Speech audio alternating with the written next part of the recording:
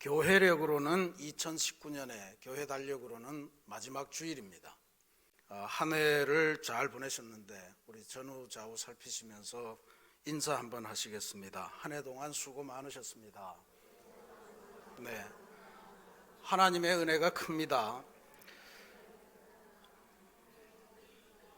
자, 우리 새신교회는 이 마지막 교회력 송년주일을 1년의 삶, 특별히 주님께서 주신 은혜를 되새기면서 감사하는 추수감사주일로, 또 우리 삶의 주변에 사랑하는 이들을 주님께로 초대해서 함께 믿음의 세기를 가자고 초대하는 그러한 해피 칸타타, 행복한 찬송이라는 뜻입니다. 그런 주일로 저희들이 드리고 있습니다. 오늘 초대를 받고 교회에 처음 오신 분들은 특별히 교회 안에서 보내는 시간이 어색하기도 하시겠지만 어차피 오셨으니까 예배를 드리면서 또 성도들을 만나시면서 우리들이 지금까지 살아왔던 삶의 여정을 한번 회고해 보시고, 그리고 성찰해 보시며 내 인생은 어디로 가고 있는가 하는 것에 대한 영적인 그런 생각의 시간이 되시기를 부탁을 드리겠습니다. 사실 여러분들이 오늘 저희 교회를 방문하고 예배 드리는 것은 저는 기적이라고 그렇게 확신합니다. 왜냐하면 요즘 한국의 기독교는 사회적으로 이런저런 구설에 휘달리고 또 스캔들도 많이 부리고 그래서 사실 좋은 평판을 전혀 갖지 못하고 오히려 사회로부터 좀 제발 개혁됐으면 하는 그런 대상에 올라있는 집단으로 전락하고 있기 때문에 그렇습니다. 그래서 사실 목사의 한 사람으로서 솔직히 말씀드리면 아주 독실한 기독교인이 아니면 요새 누가 교회를 다닐까? 더더군다나 새롭게 기독교 신앙생활을 하겠다라고 하는 마음을 먹을 사람이 있을까 하는 그런 생각을 하기도 합니다. 그런데 교회마다 또 오늘 우리 교회에도 여러분들이 기독교 신앙에 대한 관심을 갖고 이 예배당에 와서 앉아 계시고 함께 예배 드리는 것, 이것이 그러니까 신기하기도 하고 기적이라고밖에 설명할 수가 없습니다. 제가 존경하는 한 목사님이 최근에 책을 펴내시면서 책 제목을 나는 왜 믿는가, 이런 제목으로 책을 쓰셨는데 그 서문에 보니까 어떻게 아직도 기독교 신앙에 대해서 관심을 갖는 사람이 있는가 하는 것에 대한 두 가지 이유를 설명을 했는데 참 잘 진단했다 하는 생각이 들어 여러분에게 소개해 드립니다. 왜 아직도 기독교 신앙에 관심을 갖는 사람이 있는가? 첫 번째로 그분이 꼽은 것은 사람이 세상을 살면서 여러 가지를 얻기도 하고 또 여러 가지를 추구하고 재미난 것도 만들고 그렇게 살아가지만 아무리 세상을 살아도 세상살이만으로는 채워지지 않는 우리 내면의 궁극적인 갈증, 그걸 신앙적으로는 하나님에 대한 갈망, 이렇게 표현할 수 있을 거예요. 그것이 우리 내면에 다 있기 때문에 사람들은 여전히 진리의 문을 두드리고 있고 그 대상으로 교회를 찾고 있다라고 하는 진단입니다. 또 하나는 교회는 비록 평판이 좋지도 못하고 실수도 하고 여러 가지로 어려운 일을 감당하지만 전능하신 하나님께서는 여전히 우리의 인생을 보고 계시고 또 우리의 삶을 구원으로 인도하시기 위해서 지금도 하나님께서 일하고 계시기 때문이라 하는 그러한 진단을 내렸습니다. 그러니까 우리 인생은 하나님을 필요로 하는 존재이고 또 하나님의 구원을 갈망하는 것이 우리 인생임을 알려주는 표현이기에 저는 이 진단이 대단히 정확한 진단이라 그렇게 믿습니다. 그렇게 보면 오늘 여러분들이 초대를 받았고 여기에 오신 것은 여러분들 내면에 하나님을 향한 갈망이 있다는 것을 증명해 주는 것이고, 또 한편으로는 하나님께서 여러분들을 보고 계셨고 하나님께서 여러분들을 인도하셔서 이 자리에 오셨음을 저는 확신하는 바입니다. 그러니 그 하나님의 일하심을 기억하시고 오늘 어차피 교회에 오셨습니다. 평안한 마음으로 하나님 품에 한번 털썩 안겨보시기를 부탁드립니다. 그리고 이게 얼마나 평안한 일인가, 아마 처음에는 어색하고 불편할지도 모를 거예요. 그러나 궁극적으로 우리의 실존, 우리의 영혼, 이런 것들을 생각하면 그것이 우리가 창조주의 품으로 돌아가는 것이기 때문에 여러분에게 궁극적인 평안의 느낌이 있으리라 그렇게 믿습니다. 오늘 우리가 봉독한 하나님의 말씀은 요한 3서라고 하는 성경입니다. 요한 1서도 있고 요한 2서도 있고 요한 3서도 있습니다. 그런데 요한 1서는 5장, 요한 2서는 1장, 요한 3서도 1장, 합해서 7장에 불과한 성경인데 왜 3권의 성경으로 나누어 놨을까? 한 권의 성경이 되기에도 부족한 분량인데 말이죠. 왜 나누었을까라고 하는 것은 짐작하기 어렵지 않습니다. 짧지만 전하고자 하는 내용이 아주 판이하게 서로 다르기 때문에 한 권으로 묶기가 좀 멋했으리라 그렇게 짐작합니다. 실제로 요한 1서는 5장으로 구성되어 있는데 거기는 하나님은 사랑이십니다. 그래서 하나님과 사랑의 관계를 형성하는 것이 인생의 중요한 과제이다라고 하는 것을 서술합니다. 두 번째로 요한 2서는 진리의 길을 가십시오. 힘들더라도 진리의 길을 가십시오 라고 하는 권면의 말씀입니다. 세 번째, 오늘 우리가 읽고 있는 이 요한 3서는 진리의 길을 가는 도중에 성도 간에 서로가 축복하면서 서로를 밀어주는 그러한 관계로 살아가십시오 라고 하는 권면을 담고 있습니다. 형식으로 봐도요, 요한 1서와 요한 2서는 소아시아 지역에 있는 어떤 특정 교회를 향해서 쓰고 있는 것 같습니다. 그런데 반면에 요한 3서는 오늘 보셨듯이 가이오라고 하는 한 개인에게 대해서 쓴 편지입니다. 가이오가 어떤 사람인가 하는 것은 성경에 전혀 나타나 있지 않기 때문에 누구인지 분명하게 알 수는 없습니다. 그러나 오늘 우리가 봉독한 이 요한 3서 1절부터 8절까지 혹은 오늘 읽지 않았지만 뒷부분 15절까지 다 읽어보면 가이오가 누군지는 모르지만 이 요한 3서를 쓴 사도 요한이 참으로 사랑했던 사람이다 라고 하는 것을 알 수가 있습니다. 1절, 2절, 5절, 11절 한결같이 내가 참으로 사랑하는 가이오 혹은 사랑하는 자여 라고 하는 걸로 가이오를 사도 요한이 부르고 있습니다. 그러니까 왜 사랑스러웠을까? 어떻게 사도 요한은 이 가이오를 이렇게 좋아할까 하는 의문을 우리가 품으면서 이 말씀을 들어가야 됩니다.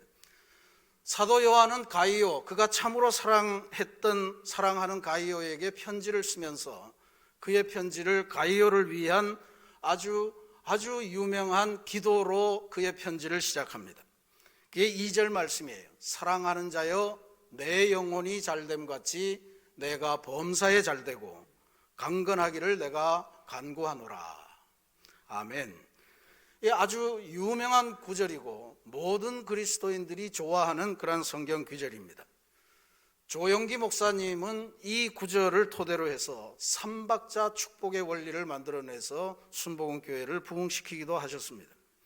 근데 이 구절은 잘 해석하셔야 됩니다. 잘 해석하셔야 되는데 저는 오늘 추수감사절을 보내면서 1년을 정리하면서 또 오늘 해피칸타타 주일을 맞이해서 이 하나님의 예배드리는 자리에 처음 나온 우리 사랑하는 형제 자매들과 더불어서 도대체 기독교 신앙이 무엇일까? 우리에게 믿음이라고 하는 것은 무엇인지 한번 성찰해보는 시간을 가지려고 합니다.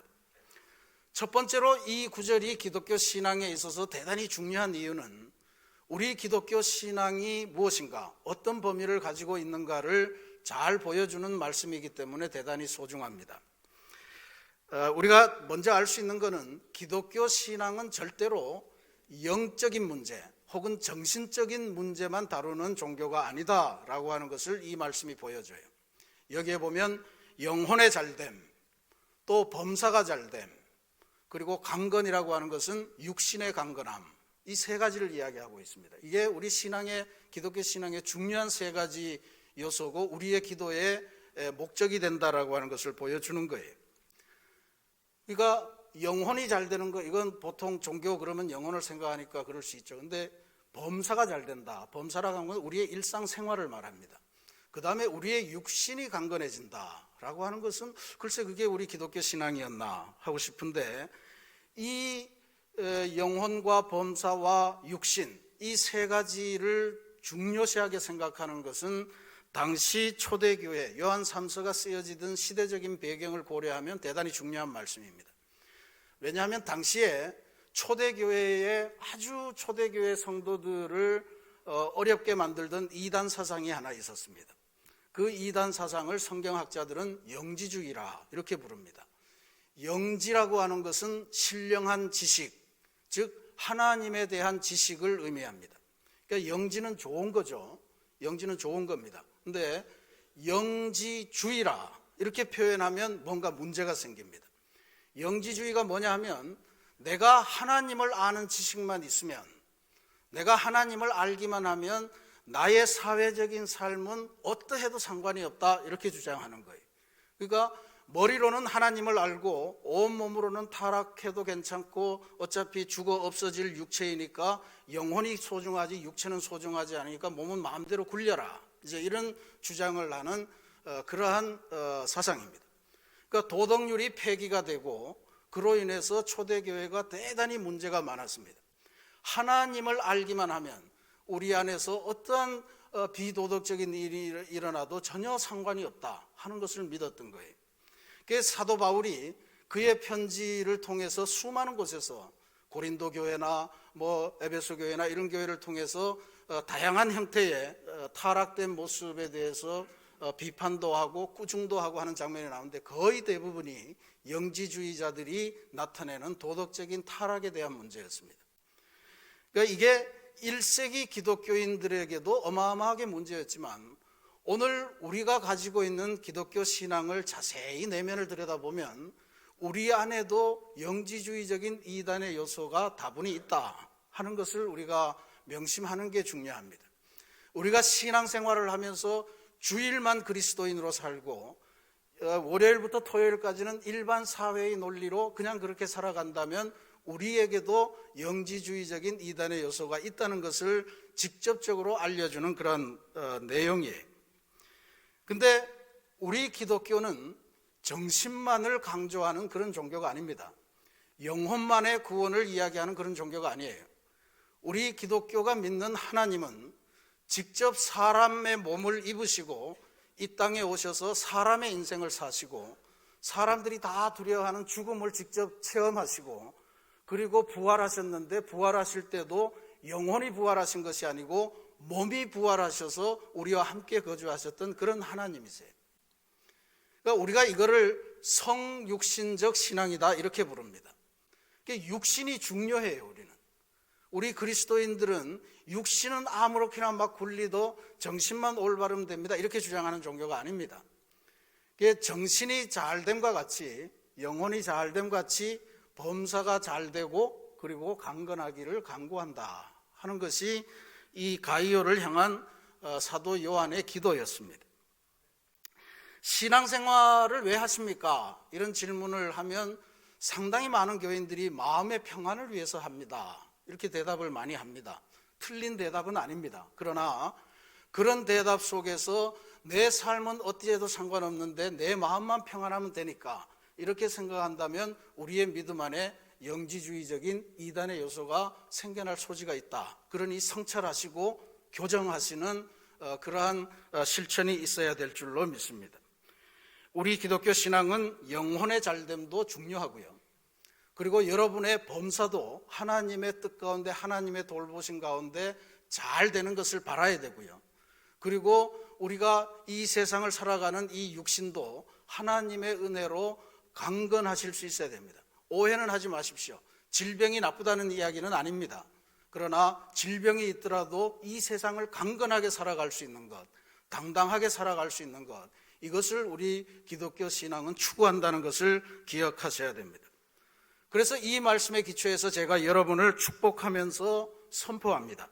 사랑하는 우리 새신교회 성도 여러분, 그리고 오늘 새신교회 성도들의 초대를 받아서 이 자리에 와 계신 여러분, 여러분의 영혼이 잘됨 같이 여러분의 범사가 잘 되시고 육신이 강건하시기를 주님의 이름을 빌어서 기도드리겠습니다. 이 하나님의 복입니다. 근데 이거를 이렇게만 그냥 해석을 하면 이 구절의 의미가 왜곡되기가 쉽습니다.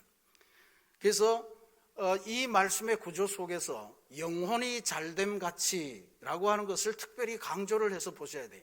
영혼이 잘됨 같이, 그 다음에 따라서 범사도 육신도 잘 되기를 바란다, 이런 이야기거든요.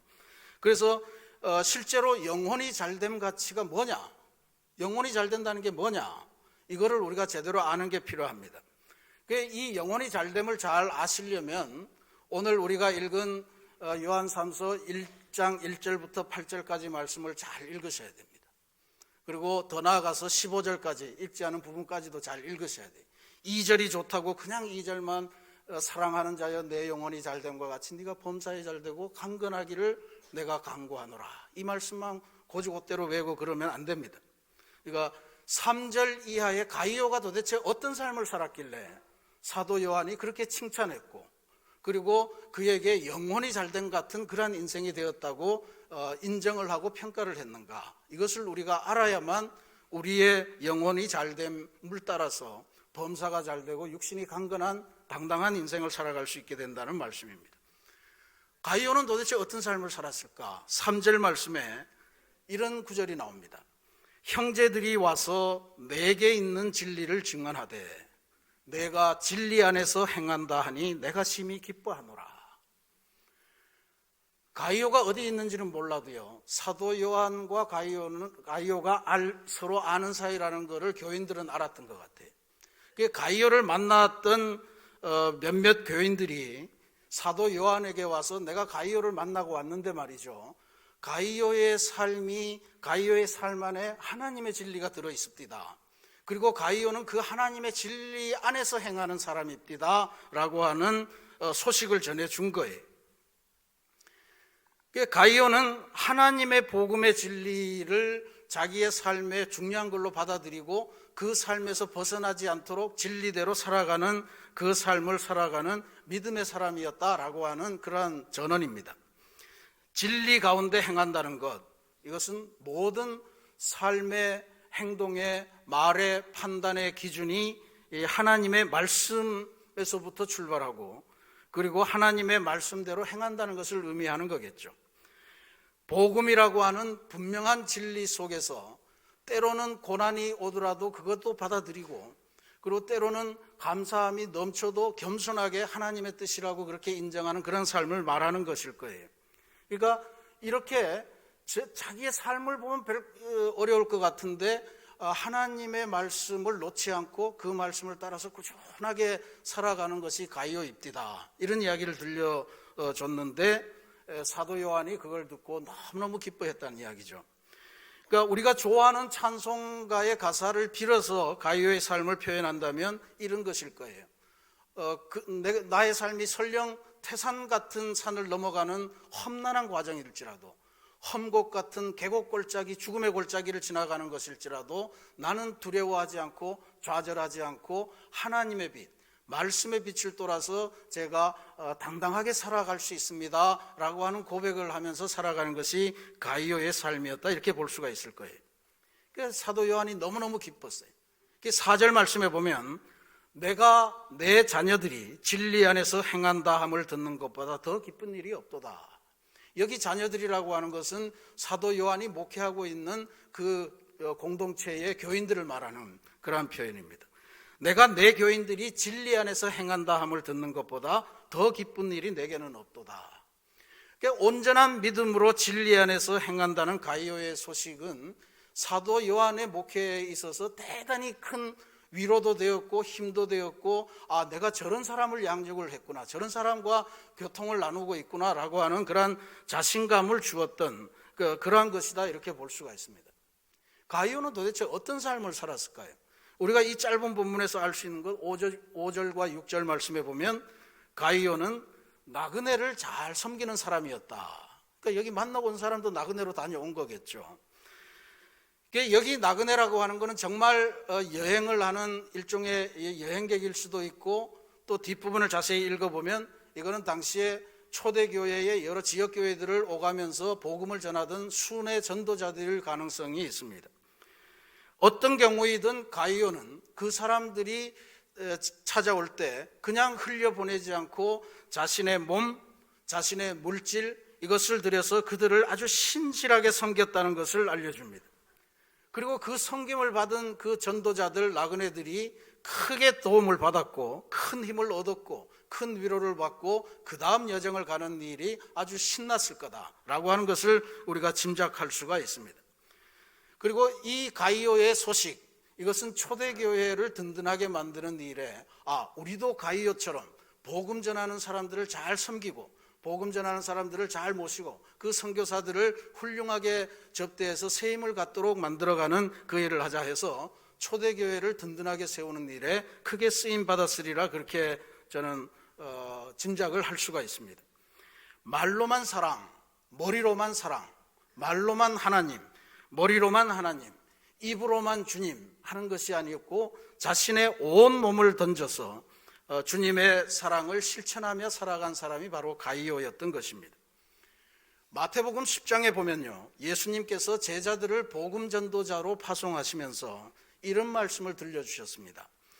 너희를 영접하는 자는 곧 나를 영접하는 것이요 나를 영접하는 자는 곧 나를 보내신 이를 영접하는 것이니라.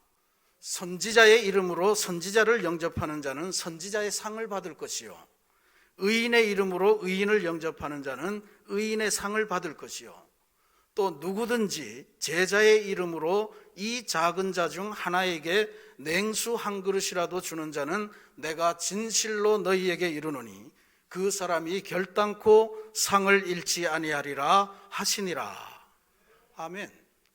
선지자가 받는 상이 별게 아니라는 이야기. 선지자를 잘 영접하면, 의인이 받는 상도 의인을 영접하면 지극히 작은 자 하나에게 베푸는 그 사랑이 곧 예수님에게 하는 사랑이고 그 섬김으로 그는 천국에서 받을 상을 잃지 않는 존재가 된다라고 하는 귀한 말씀을 주셨는데, 바로 가이오가 했던 행동에 대해서 사도 요한이 칭찬하고 예수님께서 하늘에서 칭찬했던 그러한 내용이라고 볼 수 있습니다.